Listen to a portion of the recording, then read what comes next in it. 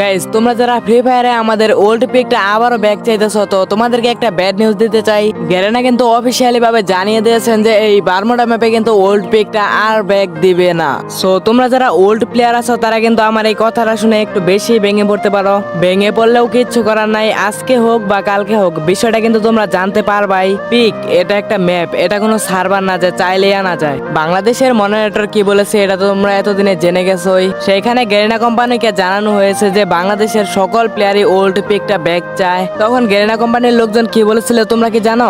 সেখানে বলা হয়েছিল যে অন্যান্য সার্ভার যেগুলো আছে সেখানে একটা নোটিশ পাঠানো হবে, তারপর সব সার্ভারে যদি এই ওল্ড পিকটাকে ব্যাক চায় তাহলে কিন্তু এটা গেমের ভেতরে অ্যাড করবে। কিন্তু গাইস, আমার যা মনে হয় গ্যারেনার কাছে এটা আমাদের এই বাংলাদেশের যতগুলা প্লেয়ার আছে সবগুলা একটা মশার মতো। মানে সে কি করে, সে সব ওল্ড জিনিস ব্যাক দেয় যাতে তার লাভ হয় অনেক। কিন্তু আমরা সব প্লেয়ারই একটা জিনিস চাইতেছি, সেটা হলো ওল্ড পিক, কিন্তু এটা ব্যাক দিতেছে না। এখন ভাই আমি যা ভাবতেছি তোমরা কি তাই ভাবতেছো? হ্যাঁ ভাই, এই গেরিনার কাছে কিন্তু আমাদের বিন্দু পরিমাণও কোনো মূল্য নাই। তো আমার ভিডিওতে কিন্তু তোমরা অনেকেই ওল্ড পিক ব্যাক চাই, ওল্ড পিক ব্যাক চাই এই কমেন্টে কিন্তু করতেছো। এখন আমার মনে হইতেছে জানো কি, মানে আমি যদি তোমাদেরকে ওল্ড পিকটা ব্যাক আইনা দিতে পারতাম তাহলে আমি ধন্য হতাম। বাট আমার কাছে এরকম কোনো শক্তি নাই যে আমি ওল্ড পিকটা ব্যাক আইনা দিতে পারবো। তো এরই মধ্যে দেখো একজন আমাদেরকে কি একটা কমেন্ট করেছে। কমেন্টে লিখছে যে আমার বড় ভাইয়ের নাম হলো শরীফ, সে হলো বাংলাদেশের একজন মডারেটর। তিনি নিজে বলছেন যে জীবনেও এই ওল্ড পিক আর ব্যাক আসবে না। বাইরে ভাই একটু কষ্ট হলেও মানতে হবে, এটাই কিন্তু সত্যি।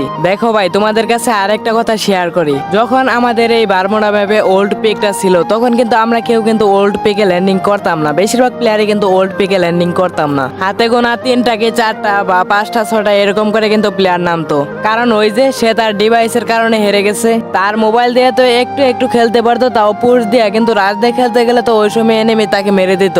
এন্ড ভাই তোমাদেরকে আমি কি বলি, আমি নিজেই তো ওল্ড পিকে ল্যান্ডিং করতাম না, কারণ আমার ডিভাইসটা ছিল 3GB র্যাম। মানে ডিভাইসটা ছিল অনেক পুরনো, এর জন্য কিন্তু অনেক পরিমাণে ডিভাইসটা ল্যাগ করতো। শুধু আমি না, আমার মতো হাজার হাজার লোক আছে এরকম, তার ডিভাইসের কারণে ওল্ড পিকেতে ল্যান্ডিং করতে পারতো না। আরো মনে করো যে আমার ভিডিওতে আরেকজন কমেন্ট করছিল যে লাগবে না আমাদের এই ওল্ড পিক, আমাদেরকে নিউ পিকই ভালো আছে আমাদের কাছে। হ্যাঁ ভাইয়া, তোমাদের কাছে তো নিউ পিকই ভালো লাগবে, তোমাদের অনেক ভালো একটা সুন্দর বাড়ি আছে, বাট আমাদের কিন্তু ওই ভাঙা বাড়িটাই দরকার, যেটাকে আমরা ভিটুকের ভাঙা বাড়ি বলতাম। তো ভাই আরেকজন প্লেয়ার দেখো কি কমেন্ট করছে যে ওল্ড পিক যদি কখনো ব্যাক না আসে তাহলে গেম খেলায় ছেড়ে দিব।